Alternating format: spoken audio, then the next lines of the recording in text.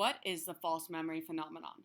False memory is the cognitive tendency to either remember events that never happened or remembering them quite differently from the way that they happened in reality. An example of when this could occur is in cases with trauma. Multiple studies and research have found that following a traumatic episode, individuals have been known to create pseudo-memories, objectively false, in which the said individual truly believes occurred. Researcher Elizabeth Lotus concluded that individuals with trauma can experience false memory in the form of repression due to said memories being just too painful to remember. Popular media has explained this phenomenon through multiple Hollywood films, such as Shutter Island. In this film, a man experiences a terrible tragedy of losing his family. Being too traumatic, the man experiences the phenomenon of false memory, creating a false reality where this event never occurred, in order to cope with the pain. Now that we've learned how false memories happen, let's talk about another cognitive bias we experience on a daily basis, the anchoring effect.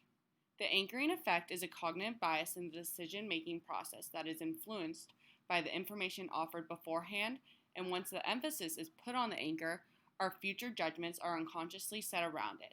This makes this phenomenon almost impossible to overcome and a nightmare for psychologists conducting research.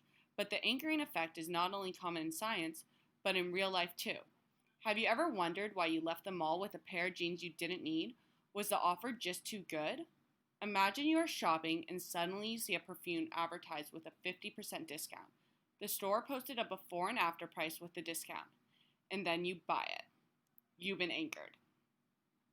So now that we have gone over the definitions of false memories and anchoring effects, let us talk about how the two concepts relate and interact in the real world.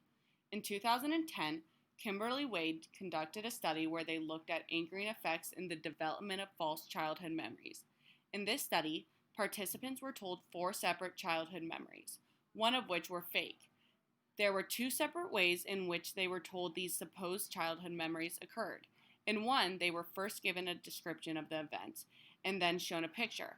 In the other manner, they were shown a picture first and then given the description. After a tedious and detail-oriented experimentation process, it was found that the description first subjects were more likely to report false childhood memories than the photo first subjects. This pattern that fits with the anchoring mechanism. This is just one example of how anchoring effects have an influence on the creation of false memories.